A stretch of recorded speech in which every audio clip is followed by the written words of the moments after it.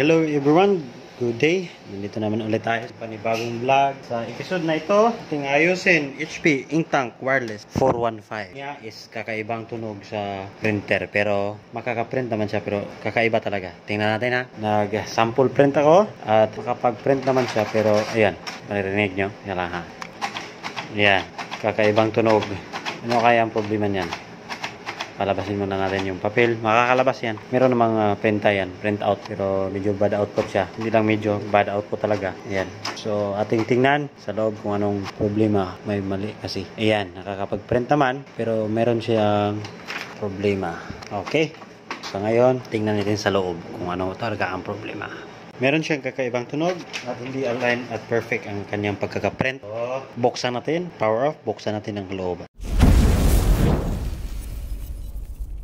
Right, sa pagbukas nito, 4 na screw lang. 1, 2, 3, and 4. Pag natanggal nyo yan,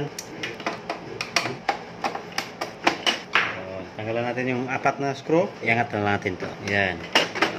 So yan, angat. I-remove natin yung mga flex cables. Yan, sa power at saka scanner. So, ayun. Dito yung loob-looban niya. Check natin. Encoder strip. All goods naman encoder strip. Naman siya. So, check natin ang ito banda. Itong sensor na to, mukhang okay naman. Check natin yung encoder disc. Kasi siya ang sensor na magpapagalaw nitong shaft nito. Right? Remove muna natin itong mainboard. Right, then tanggalin ito mainboard niya. So, ito sensor na yan, tanggalin natin. Yan, sensor. Yan.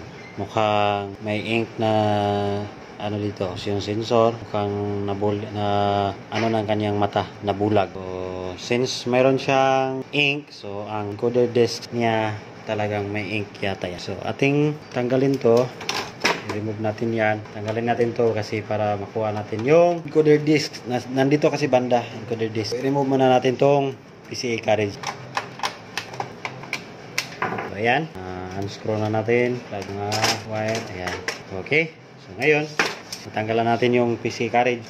At yan. So, ayan guys. Focus natin dyan. Meron tayong flash. At merong ink dyan sa ilalim. Hindi nyo na maklaro kasi kulay itim din. May ink siya dyan. Ayan, makikita naman dito sa may gear na yung banda. Ayan, nagka-ink. So, malamang yung encoder disc is nabuta. O ba kaya nabulag sa bulag. Ayan, kita nyo naman. Yung gear na yan. Okay, so, ngayon, tatanggalin natin yan. Lilinisan kung malinisan natin. Kung hindi, try nating palitan ng bagong part. Okay? So, tanggalin natin muna. Sa pagtanggal natin, dahan-dahanin lang natin. Pagtanggal dito sa may gilid, at naangat ko. Kita ba? Basta dito sa banda. Tanggalin natin. Ayan. Dalawang screw lang yan. Then, pakita ko muna yung tinanggal ko nung una. Yung tinanggal ko is ito. Ayan. Nakaganyan siya dapat. Itong item na ito. Naka-angkla siya dito banda. So, tanggalin nyo. Singkwatin nyo lang pa ganyan. Tapos, tanggal nyo yan. Ayan. Pa ganun lang. Okay? So, ayan. Natanggal ko na yung gear wall. Yung AC na yan. Ayan. Nakikita nyo naman. Hindi ko napakita kasi naka-post pala. Walan. So, hindi ko napakita. Ito na lang. Basta ito. Nakaganyan yan siya. Diyan. Ito. Ayan. Okay. Tapos, ayan yung encoder disc. Maraming dumi na. Okay. Lilinisan natin. At hindi kaya, papalitan natin yung encoder disc. Right? So, ayan guys. Ito yung encoder disc niya. Yung luma. Tingnan nyo naman. Nabulit ng ink. So, ngayon meron tayong spare. Ito, ganito siya talaga. Ganyan talaga yan. Bagong-bago.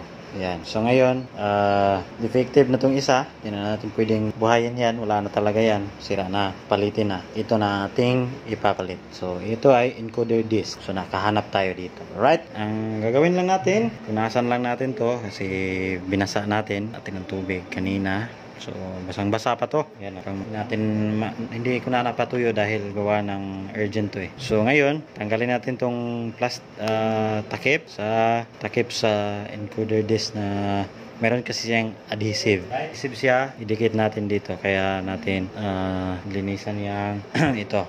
So, ngayon, pag lagay nyo yan, walang orientation yan. Basta ilagay nyo lang dyan sa dikit nyo lang yan dyan. Parang ganyan. Diba? Parang ganyan. So, all goods na tayo dito banda. Palitan natin ng encoder disc. So, proceed natin sa paglagay nito. I-assemble. Assemble time. So, assemble na natin. Lagay natin dito. Ito yun. Nakaganyan yan. mayroon namang slot. Hindi nyo naman maligaw yun. Mayroon namang slot. Tingnan nyo lang ng maayos. Ayan, nakasit in na. So, paano ninyo inalis, yun din pagbalik. Ayan, pagkatapos nyan, siyempre, lagyan natin ang dalawang screw.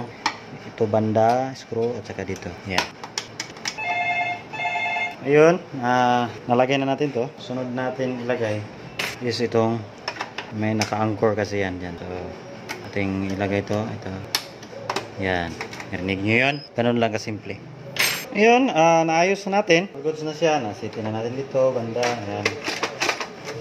Dito ang banda, okay na. Lagyan natin. Carriage AC. So, ito na yun. Yan. Ilagay na siya.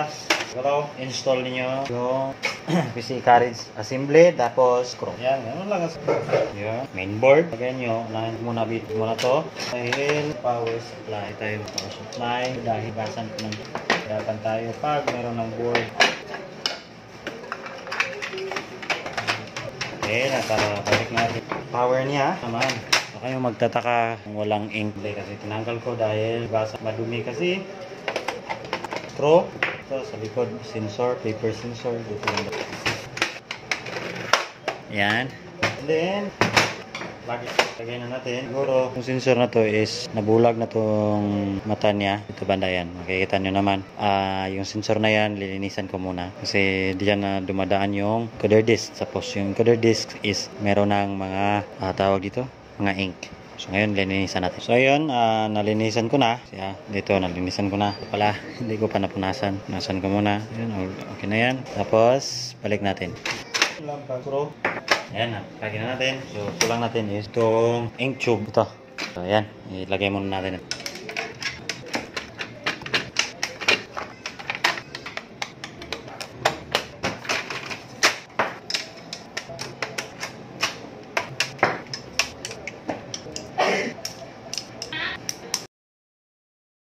Guys, meron kayong napansin. Itong tube natin walang laman ng ink. May ink naman sa tangke natin. So, hindi ako nagbiling tinanggal yan. Kasi meron naman akong tool para dyan. Yan. Ito, air purger, modify ko para ma-unlimited washable. Yan. May syringe. Hilain lang natin tong syringe. Higupin nyo tong ink dito. Ayan. So, simpleng-simple lang. Yan. Tanggalin nyo lang dyan. Simpleng-simple. Ipasok nyo dito. Act as a printer head. Ayan. Tapos, higupin na yan. Yan o. Kita nyo? Diba? May ink na sa tube. So, ngayon, may ink na sa tube. I-release na natin biglaan. Biglaan ha. Okay? So, ayan. May ink na siya. So, ayan. May ink na siya. Itong air purger natin madumi na. Puhugasan. Ngayon, meron na tayong ink dito. Ayan. So ito, meron na yung ink. Ang dali lang. Bilis-bilis lang. Kung may tools kayo, ganyan kabilis lang. Hindi kayo mag-atubiling. Tatanggalin tong blue latch. So, pagbalik nito, ganun lang. Ayusin natin yung spring. Ayan. Normal lang yan mag-backflow dahil sa pag-press nyo, aatras yung ink. So, every time you press, how many times you press in, press out, ganon, aatras na aatras. So, gumawa ko ng tool, yung air purger natin na washable. Alright? So, ngayon, lagyan na natin ng ink. All goods na. Ibalik na natin yung top cover. Ito, meron top cover. Ayan. Ito, brake stand. Power. Panel natin. Tapos, okay, lagyan natin ng tukod. Ilalim. Yan, put na. So, next is power up. Outlet. Pindutin. Tapos, try natin mag-print kung gagana ba. Hindi na. Pangit yung quality niya. Tapos, ngayon, testing natin kung ganun pa ba din. Kasi na-eliminate na natin. Okay? Kuha lang muna ako ng papel. So, ngayon, meron na akong scratch dito. Ito na. Yan, ilagay ko na yung papel. Mukhang okay naman siya. Pero ngayon, sa ngayon, nagki-cleaning siya. So, antayin lang natin na matapos siyang mag-clean. Alright? Ngayon, tapos na siyang mag-cleaning. Kanyang service, initializing yan.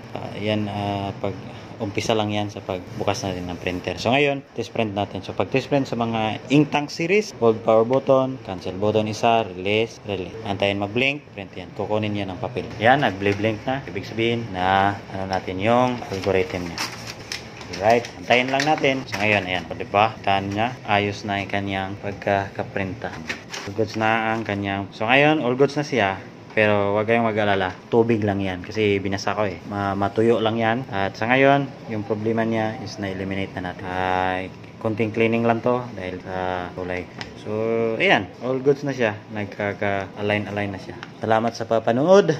Kung meron kayong natutunan sa aking mga munting video, huwag kalimutan mag-subscribe, like, and follow to my Facebook page, Faber Tech and Tips. And this is Faber Tech and Tips. Magpapaalam na. Bye-bye!